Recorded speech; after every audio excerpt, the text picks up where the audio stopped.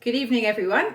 So I have been tasked this evening with making a traditional dish from Yorkshire, which is where Jane and I are both from. Those of you who were on last week's meeting, by the way, will probably remember Jane boasting about the fact that she was about to make Yorkshire puddings and that we were going to see her skill. Well, ladies, we are waiting. I am a poor second, I am afraid. But I guess seeing as Jane insists on going ahead and injuring herself, I guess I better step in and hold the fort for Yorkshire. So here I am about to make Yorkshire puddings. Now, Jane, I hope you appreciate this because watch what I have to do to get the flour. Those of us who are slightly vertically challenged, this is just the beginning of the process. So here I go, ladies. I hope you appreciate that I am risking limbs and all the rest of it to entertain you this evening, or to demonstrate the art of Yorkshire pudding making. Okay, hopefully I don't need this step ladder anymore. Let me move that out of the way. This kitchen is so small anyway. So, one of the first things that we need, just to give you a little bit of history about Yorkshire puddings, and you're probably going to find various things on the internet. It officially hit the cookbooks, I think, in 1737, and it was something about I can't remember, but it was written by a man, interestingly enough, about women. But he writes an official recipe for Yorkshire puddings, and that was the first time. They were actually called dripping puddings. And for those of you who don't know, dripping is the fat that drips off. When you're cooking a meat in the oven, the fat that drips off is called dripping. When you cool it down, it used to be spread on bread. In fact, people still do it today. So you get the goodness of the meat, but you also get the fat on there, on your bread, and it's called dripping. And I can remember growing up, my grandparents, my granddad in particular, loved dripping sandwiches. So probably not very healthy, people would say in this day and age, but I mean, it served him into his 80s. So anyway, so dripping was the fat collected. And during the 1700s, in fact, even probably before that, flour, more refined flour came into use, and people were baking cakes and starting to do things like that. And so a great way of using the flour and leftover eggs that were lying around, any milk that was left lying around at the weekend, a great way to use it up would be to stick your meat in the oven. And traditionally, in Yorkshire, where I come from, we had a lot of coal mining towns, a lot of poverty, a lot of poor people. And so for them to have a big dinner, Sunday was it was like a big celebration. It was probably the only time they got to rest and spend time with their family.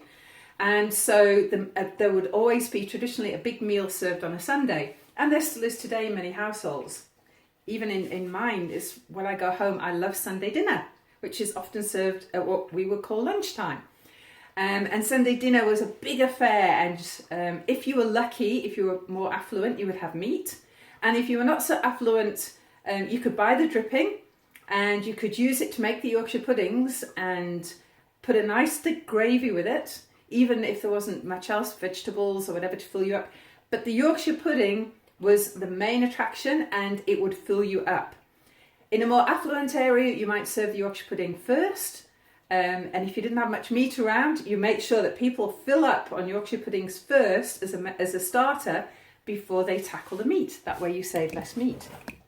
So, just going to show you a little bit about how I do this. Now, bear in mind, I was taught by my Uncle Noel. Thank you, Uncle Noel.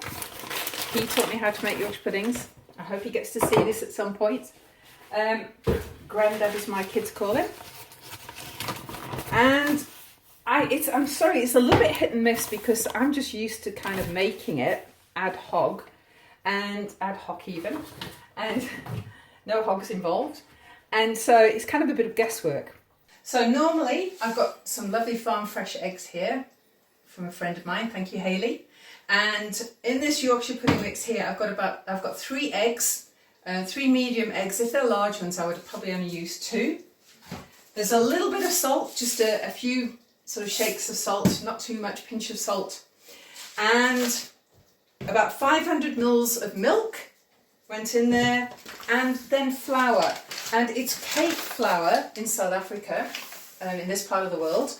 In Yorkshire, or should I say in England, I know it's plain flour. We don't use self-raising flour.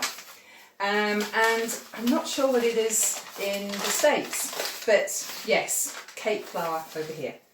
So I've just added, I had 500 mils of milk to my 3 eggs and my salt, and then I just added flour until it makes, now you can see it's quite a, it's basically a pancake mix, but you can see it's a fairly thick consistency. It's not too runny, and that's basically it. So that's the Yorkshire pudding mix made. Now, I'm speaking just now about dripping. I don't have any beef dripping. If I was in Yorkshire, I might be able to get for you. So what I use is coconut oil, and because it's cold at the moment, you can see it's still solid. It actually looks like beef dripping. So I've just put a little bit of coconut oil into each of my tins. And again, traditionally this would be made in a big tin that was under the roasting meat. So often in Yorkshire, even still, you get a big Yorkshire pudding with all your gravy and vegetables in the middle of the Yorkshire pudding. Often it will feel like a whole dinner plate, and that's your main meal.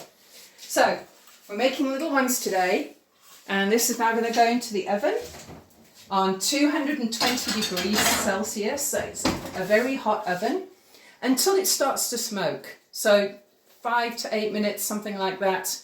I just watch until literally you can see it smoking. You take it out when it's still hot, and I'll show you what happens next. Okay, so as you can see, it's very, very hot. And I think the coconut oil probably heats up faster than the beef dripping oil. I'm just going to show you how much I usually put in. So I think they normally say about 1/2 to 2/3. So that's what I'm doing in here.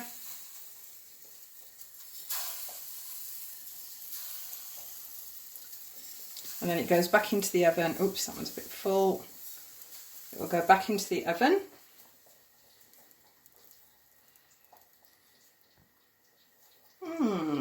They're probably going to explode all over the oven, but there we go. Okay, putting them back in, and I will show you the final result when they're done.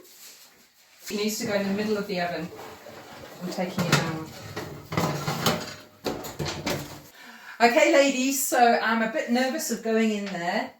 They look as though they're ready. The thing is, if you open it too soon, they just collapse. So I don't want to open it too soon. I'm just going to have a quick peek. Oh yeah, they're well cooked. So I'm taking them out, and I'm going to put them on top so you can have a look. Okay, and there we have Yorkshire puddings. Like I said, normally it would be in a big tin, but these days a lot of people prefer the smaller ones, and of course they're not going to come out of the tin. Yeah, they do tend to sink quite rapidly. So I will send you a photograph just now. I've made a nice sausage casserole to go with it, and literally it's just going to be the Yorkshire puddings on a plate with sausage casserole. So I will send you a photograph just now. Enjoy!